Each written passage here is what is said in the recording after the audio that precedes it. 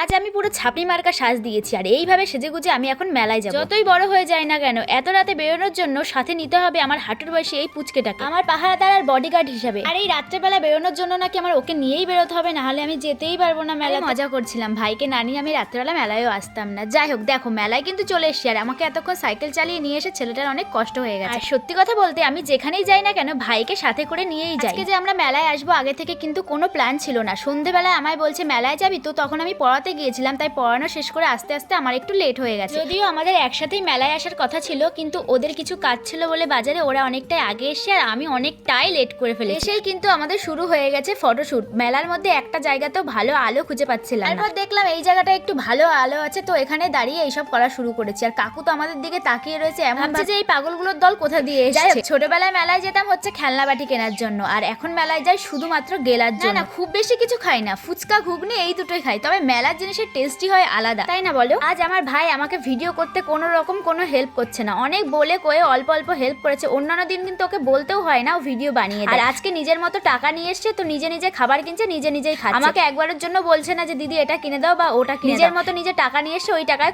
যতক্ষণ না খরচ হবে ও ততক্ষণ কাউকেই পাত্তা দেবে না। আচ্ছা, তোমরা কে কে আমার মতো মেলায় এসে ঘুগনি খেতে পছন্দ করো অবশ্যই কিন্তু আমাকে কমেন্ট করে জানিও। এই ঘুগনির দোকানের কথাটা তো তোমাদের আগেই বললাম, সত্যি কথা বলতে সত্যি দারুণ খেতে হয়েছিল। আমার ভাই অবশ্য আবার এইসব খাবার পছন্দ করে না, ওকে শুধু ঠান্ডা ঠান্ডা জিনিস কিনে দিতে পারলেই ও হ্যাঁ, যেমন আইসক্রিম, লস্যি, কোল্ড ড্রিঙ্ক। দেখি যে আমাদের পেছনে আকাঙ্ক্ষাও আছে, তো ওকেও কিন্তু একটু দেখিয়ে দিলাম। তারপরে এইদিকে খাওয়া কমপ্লিট করে আমরা গেছিলাম আবার জিলিপি কেনার জন্য। আমাদের তো মেলা ঘোরা কমপ্লিট হয়ে গেছে। আর জানো তো এই মেলাটা না আগে অনেকটাই বড় করে হতো, এখনো বড় করেই হয়, তবে রাইডগুলো আসে না। রাইডগুলো বাদ দিয়ে বাদবাকি সব দোকান মোটামুটি বসে। আমাদের মেলা ঘোরা কমপ্লিট, এখন জিলাপি কেনাও কমপ্লিট হয়ে যাচ্ছে আর বাড়িতেও কিন্তু চলে যাবো। অনেকটাই রাত হয়ে গেছে, এবার যদি বাড়ির দিকে না ফিরি আমাদের বাড়িতে আর কোনো জায়গা হবে। ভাই এইদিকে রেগে মেখে যে কি ভাবছিল কেই জানে, জানি না ও কি বিষয় নিয়ে রেগে গেছে। আজ তো কোনো কথাই শুনছিল না, অন্যান্য দিন যাও কথা শোনে, আর আজকে তো আমার কোনো কথাই শোনেনি। জিলিপি কেনা কমপ্লিট, এবার চলো বাড়ির দিকে যাওয়া যাক। আর আমিও তো বাড়ির জন্য কিছু নেবো, তো এখান থেকে আমি বাদাম কিনে নিলাম। আর আমি যখনই মেলায় আসি না কেন মাটা বাড়িতে থাকলে ওদের জন্য কিন্তু বাদাম নিয়ে নিই। তো আজকের ভিডিওটা তোমাদের কেমন লাগলো অবশ্যই কিন্তু জানিয়েছো। চলো টাটা সবাইকে।